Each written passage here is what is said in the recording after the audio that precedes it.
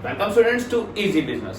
Students, हमने अपना stock exchange का चैप्टर स्टार्ट किया हुआ है, जिसमें हमने लास्ट वीडियो में फीचर्स और फंक्शन डिस्कस किए थे किसके, स्टॉक एक्सचेंज के। ओके, आज हम बहुत ही इंपॉर्टेंट टॉपिक करने जा रहे हैं, जो कि क्या है, trading procedure of stock exchange. कि किसी भी स्टॉक एक्सचेंज का ट्रेडिंग का प्रोसीजर क्या होता है, मतलब इस स्टॉक एक्सचेंज में यानी सेकेंडरी मार्केट में कैसे शेयर्स को बेचते हैं और कैसे शेयर्स को खरीदते हैं, उसका प्रोसीजर क्या होता है, आज हमने वो देखना है, जो कि 12th बोर्ड एग्जाम्स के लिए बहुत इंपॉर्टेंट टॉपिक है। ओके, देखिए स्टूडेंट, सबसे पहले क्या होता है, देखिए प्रोसीजर में सबसे पहले आता है ब्रोकर को सिलेक्ट करना। ब्रोकर को सिलेक्ट करना मतलब क्या है जी, ये समझते हैं। देखिए स्टूडेंट्स, कोई भी पर्सन डायरेक्टली जाके शेयर्स नहीं खरीद सकता। ओके, ऐसा करते हैं, प्रोसीजर से पहले ये 3 पॉइंट देखते हैं ताकि हमें समझ आ जाए कि कौन कौन सी पार्टीज है जो इससे रिलेटेड होती है शेयर से। ओके, देखिए एक तो होता है डीमैट अकाउंट। पहले तो जी डीमैट अकाउंट क्या होता है, एक ऐसा अकाउंट जो हमें शेयर्स को खरीदने या बेचने के लिए या फिर सिक्योरिटीज को सेल परचेज करने के लिए नेसेसरी होता है, जिसके थ्रू सारी ट्रांजैक्शंस होती है, वो होता है डीमैट अकाउंट। इसका मतलब क्या है डीमैट अकाउंट का, देखिए अगर आपने शेयर्स को सेल करना है, ओके, तो आपने शेयर्स बेचने हैं, तो आपके पास डीमैट अकाउंट होना चाहिए जिसके अंदर उसके पैसे आएंगे आपके शेयर्स बेचने के बाद। ओके, और ऐसे ही अगर खरीदते हैं तो वो डीमैट अकाउंट से आपके पैसे जाएंगे। ओके, तो एक तो आपके पास डीमैट अकाउंट होना बहुत जरूरी है। देखिए, for buying and selling of securities one must open a demat account. और डीमैट अकाउंट किसके पास हमें खुलवाना पड़ता है, देखिए दो पार्टीज होती है हमारी, एक होती है डिपॉजिटरी और एक होती है डिपॉजिटरी पार्टिसिपेंट। क्या होते हैं वो सुनिए। देखिए पहले पढ़ते हैं डिपॉजिटरी पार्टिसिपेंट क्या होते हैं। डिपॉजिटरी पार्टिसिपेंट का मतलब है कुछ ऐसे पर्संस जिनके थ्रू, जो कि एज एन इंटरमीडिएटर वर्क करते हैं, जो कि एज एन इंटरमीडिएटर वर्क करते हैं किस किस के बीच में जी, एक तो जो शेयर्स खरीदना चाहता है मतलब हम हो गए, और एक जिनके पास एक्चुअल में शेयर है जिसे हम कह देते हैं डिपॉजिटरी। डिपॉजिटरी क्या होता है, ये एक इंस्टीट्यूशन होता है या फिर एक ऑर्गेनाइजेशन होती है, मतलब एक ऐसा इंस्टीट्यूशन या ऑर्गेनाइजेशन जो कि शेयर्स को या सिक्योरिटीज को होल्ड करके रखता है अपने पास, किस फॉर्म में जी, इलेक्ट्रॉनिक फॉर्म में। किस फॉर्म में, इलेक्ट्रॉनिक फॉर्म में। उसे हम क्या कह देते हैं जी, उसे हम कह देते हैं डिपॉजिटरी। ओके, तो डिपॉजिटरी क्या होता है, हमें ये पता लगा।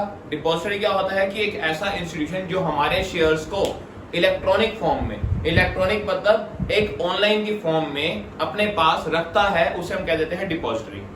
देखिए अब एक हो गया जी हमारे शेयर्स रखने वाला अपने पास, एक हो गए हम खरीदने वाले, लेकिन जो हमें हेल्प करेगा, जो इंटरमीडिएटर बनेगा, वो कौन है जी, वो है डिपॉजिटरी पार्टिसिपेंट। कौन है डिपॉजिटरी पार्टिसिपेंट। ये क्या करता है जी, देखिए हम डायरेक्टली डिपॉजिटरी के पास नहीं जा सकते, हम डायरेक्टली डिपॉजिटरी के पास नहीं जा सकते, हमें किसके पास जाना पड़ता है जी, एक रजिस्टर्ड यानी स्टॉक एक्सचेंज बोर्ड का एक रजिस्टर्ड मेंबर होता है, कौन, डिपॉजिटरी पार्टिसिपेंट। ओके, कौन होता है जी डिपॉजिटरी पार्टिसिपेंट, होता क्या है जी, या तो ये कोई एक इंडिविजुअल पर्सन होता है, ओके, जिसको परमिशन मिली होती है सेबी से इस वर्क को करने की, ओके, जो सेबी के पास रजिस्टर्ड होता है इस टास्क को करने के लिए, या तो ये अकेला पर्सन हो सकता है, या फिर पार्टनरशिप फर्म भी हो सकती है, या फिर कोई कंपनी भी हो सकती है। ओके, तो एक डिपॉजिटरी पार्टिसिपेंट का मतलब है एक ऐसी पार्टी जो हमें हेल्प करती है शेयर्स को खरीदने में या बेचने में, और एक लिंक बनाती है हमारा किसके साथ जी, इन्वेस्टर का लिंक बनाती है डिपॉजिटरी के साथ, उसे हम क्या कह देते हैं, डिपॉजिटरी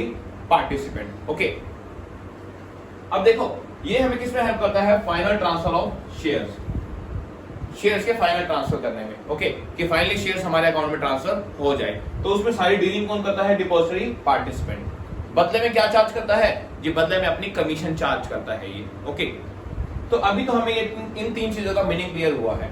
अब आते हैं प्रोसीजर पे। देखिए प्रोसीजर में सबसे पहला क्या है जी, selection of a broker. Broker का मतलब है कि डिपॉजिटरी पार्टिसिपेंट। यहाँ पर हमें क्या करना है, एक ब्रोकर सिलेक्ट करना है जिसके थ्रू हम क्या करेंगे, शेयर्स खोलें, शेयर्स खरीदेंगे। ओके, एक और चीज ध्यान रखना, जो आपने डीमैट अकाउंट जो अपना ओपन करवाना होता है, वो डीमैट अकाउंट भी किसके पास ओपन होता है, इस डिपॉजिटरी पार्टिसिपेंट के पास। ओके, हमारा डीमैट अकाउंट इस इंटरमीडिएटर के पास या इस ब्रोकर के पास ओपन होता है। ओके, अब हमने क्या करना है, ब्रोकर का सिलेक्शन करना है। मैंने आपको बताया ब्रोकर कोई भी हो सकता है, इंडिविजुअल, पार्टनरशिप फर्म या फिर कॉर्पोरेट बॉडी, कोई कंपनी भी हो सकती है। ओके, जो कि डिपॉजिटरी पार्टिसिपेंट का वर्क कर सकती है। अब सुनिए स्टूडेंट्स, हमें इस ब्रोकर को सिलेक्ट करते टाइम क्या क्या चीजें माइंड में रखनी चाहिए वो बड़े ध्यान से सुनना। देखिए, आपने शेयर्स खरीदने हैं तो सबसे पहले तो आपको ये देखना पड़ेगा कि ये ब्रोकर कितना पुराना है। ओके, कितना पुराना है।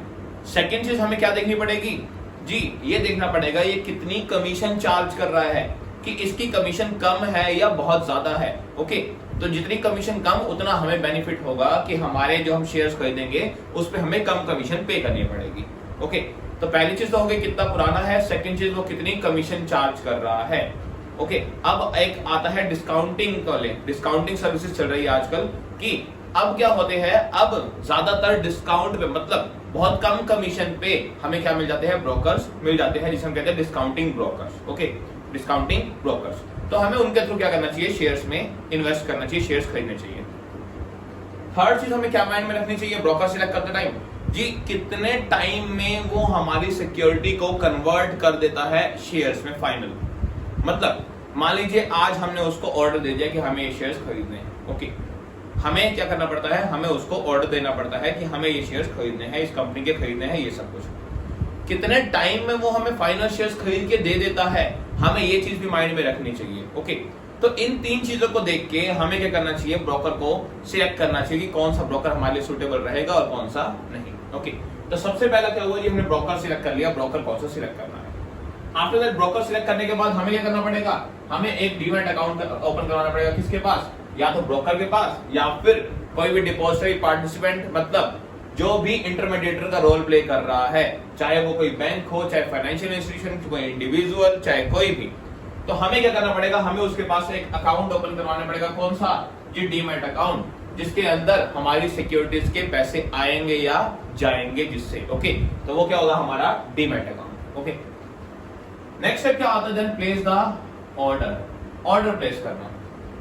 देखिए, ऑर्डर प्लेस करने का कैसे होता है, आपने एक ब्रोकर को सिलेक्ट कर लिया, अब उस ब्रोकर को या तो आप कॉल करके कहोगे कि मुझे ये शेयर्स खरीदने हैं, या तो कॉलिंग पे इन्फॉर्म करते हैं, या फिर क्या ईमेल के थ्रू इन्फॉर्म करते हैं कि मुझे इस कंपनी के इतने शेयर्स खरीदने हैं, इतने प्राइस पे है, तो मुझे ये खरीद के दे दो। ओके, तो ईमेल के थ्रू भी इन्फॉर्म कर सकते हैं, या फिर थर्ड चीज क्या होती है, इन ब्रोकर्स की एक वेबसाइट होती है, क्या होती है, वेबसाइट। हम उस वेबसाइट पे जाके इन्हें कमांड दे सकते हैं कि मुझे इस कंपनी के ये शेयर्स खरीदने हैं। ओके, तो हमें क्या करना पड़ता है, देखिए हमें ऑर्डर प्लेस करने के लिए या तो फोन, ईमेल या फिर इनकी वेबसाइट पे जाकर हम इन्हें ऑर्डर दे सकते हैं कि हमें ये शेयर्स खरीदने हैं। ओके, अब हमारा डीमैट अकाउंट भी ओपन हो गया, अब हमने ऑर्डर प्लेस कर दिया है शेयर्स का।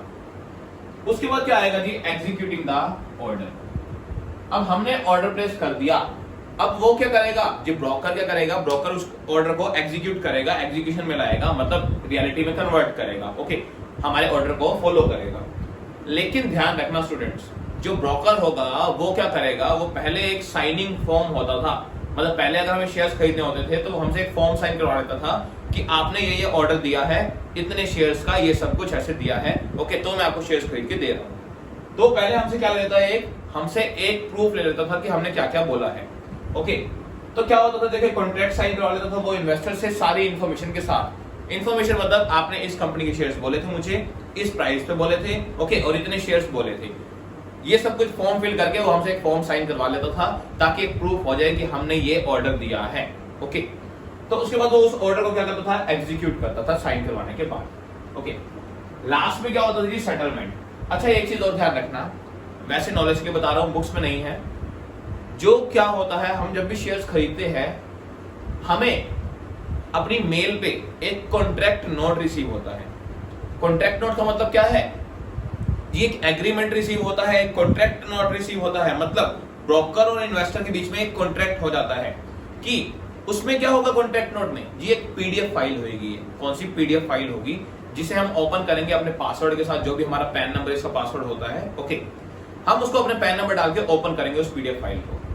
अब उसके अंदर क्या होगा, उसमें लिखा हुआ होगा कि आपने इतनी कंपनी के इतने शेयर्स इतने रुपए में खरीदे हैं, इतने कंपनी के इतने शेयर्स इतने में खरीदे हैं, जो भी आपने ऑर्डर दिए होंगे, जो भी उसने शेयर आपको खरीद के दिए होंगे, वो उसका एक पीडीएफ बना के हमें क्या भेजेगा, कॉन्ट्रैक्ट नोट भेजेगा ईमेल के थ्रू। ओके, तो वो भी हमें ईमेल रिसीव हो जाती है, जैसे ही क्या होता है, हमारे शेयर्स फाइनल हो जाते हैं, वो खरीद देता है, तो हमें एक कॉन्ट्रैक्ट नोट रिसीव हो जाता है। ओके, तो आई थिंक यहां तक आपको समझ आ गया होगा कि वो ऑर्डर को एग्जीक्यूट करता है, उसके बाद हमें शेयर्स खरीद के देता है। उसके बाद क्या आता है जी, लास्ट में आता है सेटलमेंट। सेटलमेंट का मतलब क्या है वो समझते हैं। देखिए स्टूडेंट, सेटलमेंट दो टाइप की होती है, तो ऑन द स्पॉट या फिर फॉरवर्ड। ऑन द स्पॉट का मतलब क्या है कि उसी टाइम शेयर्स आपके अकाउंट में ट्रांसफर हो गए, फाइनल सेटलमेंट हो गई। या फिर फॉरवर्ड सेटलमेंट क्या होती है, देखिए यहां पर ना कुछ वो होती है T2 T3 ऐसे कुछ होता है, T2 T3। इसका मतलब क्या होता है जी, इसका मतलब होता है ट्रेडिंग डे। कौन सा डे? Trading day. मतलब T2 का मतलब क्या है वो देखिए, मान लीजिए आपने स्टूडेंट्स मंडे को शेयर्स खरीदने के लिए रिक्वेस्ट कर दी, शेयर्स खरीदने के लिए अपने ब्रोकर को बोल दिया मंडे को। क्या होगा जी, अगर T2 वाले शेयर्स है तो 2 दिन के बाद वो आपके डीमैट अकाउंट में रिफ्लेक्ट होंगे, आपके अकाउंट में रिफ्लेक्ट होंगे शेयर्स, वो 2 दिन के बाद ट्रांसफर होंगे। और कौन से 2 दिन जी? 2 वर्किंग डे। इसका मतलब क्या है जी, मंडे को आपने ऑर्डर दे दिया, देन ट्यूसडे एंड वेडनेसडे को वो आपके अकाउंट में फाइनल ट्रांसफर हो जाएंगे वो शेयर्स। ओके, तो वो क्या हो गया T2, मतलब 2 दिन के बाद मतलब वो आपके शेयर्स में अकाउंट में आपके ट्रांसफर होंगे। T3 क्या हो गया? 3 दिन बाद। ओके, अब स्टूडेंट्स ये टर्म्स किसके लिए होती है? देखिए ये टर्म्स खाली उन इन्वेस्टर्स के लिए होती है जो लॉन्ग टर्म इन्वेस्ट करना चाहते हैं। अब इसका कहने का मतलब क्या है वो समझिए जी। कुछ पर्संस ऐसे होते हैं जो आज ही शेयर खरीदा, मॉर्निंग में खरीदा और इवनिंग में सेल कर दिया। ओके, आज ही खरीदा, आज ही सेल कर दिया। ध्यान रखिए, हमें ये जरूरी नहीं है कि हमारे अकाउंट में शेयर्स आ गए हैं या नहीं आए। ओके, ये किसके लिए होता है? ये बड़े जो लॉन्ग टर्म के लिए इन्वेस्ट करना चाहते हैं ना, उनके लिए टर्म्स होती है T2 T3। मतलब 2 दिन के बाद आपके अकाउंट में वो शेयर रिफ्लेक्ट करने लग जाएगा कि आपने ये शेयर खरीदा हुआ है आपकी ऐप के अंदर। ओके, ऐसे ही 3 दिन के अंदर। लेकिन ध्यान रखना स्टूडेंट्स, पहली बात सैटरडे और संडे छुट्टी होती है। ओके, सैटरडे संडे शेयरिंग की डीलिंग नहीं होती, मतलब शेयर्स की डीलिंग इन द सेंस कि उस सैटरडे और संडे को छोड़कर, मान लीजिए आपने फ्राइडे को ऑर्डर दिया है, ओके, और T2 है तो सैटरडे संडे भूल जाइए, देन मंडे और ट्यूसडे को वो आपके किसमें होंगे? आपके उसमें ट्रांसफर हो जाएंगे, आपकी ऐप में ट्रांसफर हो जाएंगे कि आपने ये शेयर्स खरीद रखे हैं। ओके, तो ये होता है T2 T3 या T7 कुछ भी हो सकता है कि कितने टाइम में फाइनली वो शेयर्स आपके अकाउंट में ट्रांसफर हो जाएंगे। ओके, बस इतना ध्यान रखिए। ब्रोकर मैंने लिख रखी है एक लाइन की ब्रोकर सेबी से रजिस्टर्ड होना चाहिए या उसका कोई मेंबर होना चाहिए जो हमारा ब्रोकर है। ओके, तो स्टूडेंट ये था हमारा ट्रेडिंग प्रोसीजर क्या होता है, इसके बहुत अच्छे से नोट्स प्रिपेयर कर, 12th बोर्ड के लिए बहुत ही ज्यादा इंपॉर्टेंट टॉपिक है। ओके, तो स्टूडेंट ये था हमारा टॉपिक। मिलते हैं हम नेक्स्ट वीडियो में जिसमें हम डिस्कस करेंगे सेबी के बारे में, security exchange board of India होता क्या है और सेबी के क्या क्या फंक्शंस है उसके बारे में। मिलते हैं स्टूडेंट्स हम अपनी नेक्स्ट क्लास में।